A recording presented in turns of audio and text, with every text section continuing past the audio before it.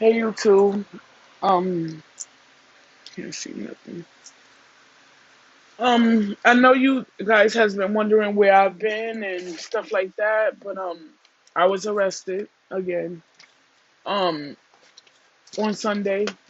Um, for burglary and robbery, and this may uh sound unbelievable. Burglary, robbery, grand larceny, a bunch of things I was charged with.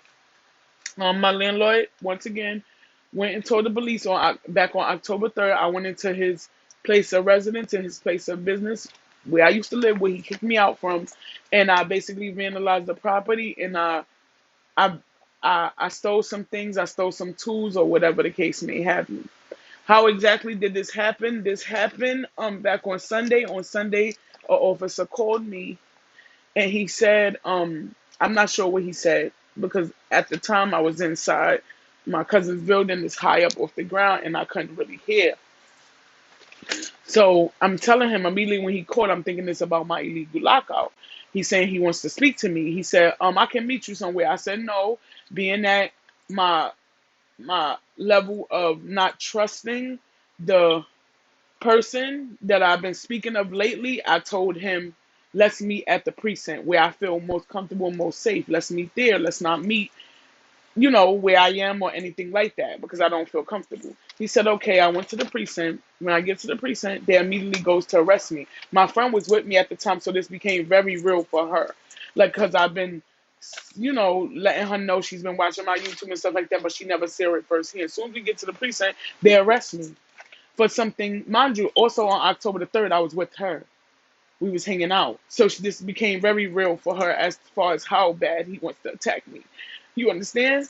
Um, this is the paperwork. This is the paperwork, and of course, we go to court on Friday. So, and we just went to court this past Friday. So over the weekend, he conspired to have me arrested, so I wouldn't make this Friday. This is my third charge against this same person. So he basically wanted me to stay in there, but the housing court once again set the same order as they set before.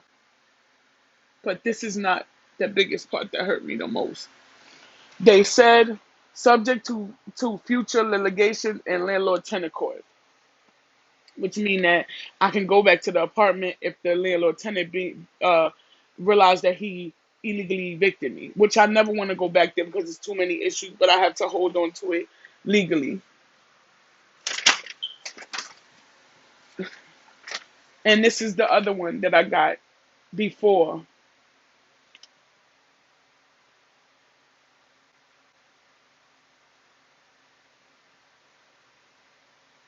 This is the other order of protection. As far as you see, they ran them concurrent, so they put both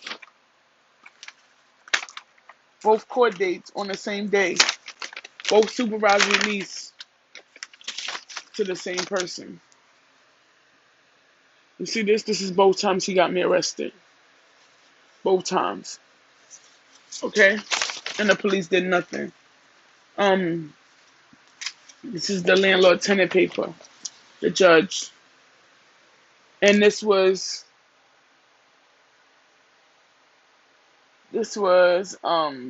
the one from before when they accessed the order between 9 and 5 and stuff like that. But this is the third time I've been arrested for a lie. And immediately I'm thinking they coming to help me. Immediately I'm thinking that they're coming to talk about my landlord situation, tenant situation, and him taking everything I own. I'm thinking that. But unfortunately, lo and behold, they came to lock me up, which led to them putting me inside a hospital, a psych ward, because I stated that it's my landlord and that's why I'm going through all of this and that's why I'm crying and how can he do this. So they immediately took me to the hospital. I went there initially for high sugar because I had no insulin at the time that they arrested me because I didn't know that I was being arrested. so I didn't take any. When I got to the hospital, long story short, the police, they gave me a really hard time about going to the hospital. A really hard time. They took my jacket. They did a couple of things did not make me want to go to the hospital, but I stood strong and I still wanted to go. I got to the hospital. They realized that my sugar was a little high. It was only like 230. So, which is kind of, it's high, but it's kind of, we can fix it kind of thing. So they basically, after they tried to fix it, they came and asked me how I was feeling. I told them that I was feeling okay, but my landlord was basically, and they asked me like, what landlord? What landlord? Like it wasn't real. Like it wasn't real. Like I was over exaggerating, and the police officer was like, "Oh, some landlord and this and this and that." I'm not sure if my landlord paid him off. I'm not sure if what it was, but he made it seem like basically like I was going crazy. They gave me medication, which I never had medication. I never seen this psych, never needed one, anything of that. I'm not even sure what they gave me, but they gave me the paperwork to show to my um my primary care physician.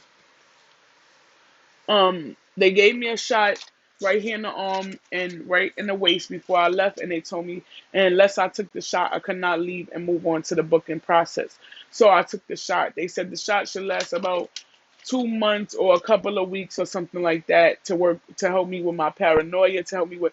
But I don't have paranoia is the problem. I'm not paranoid. I'm not.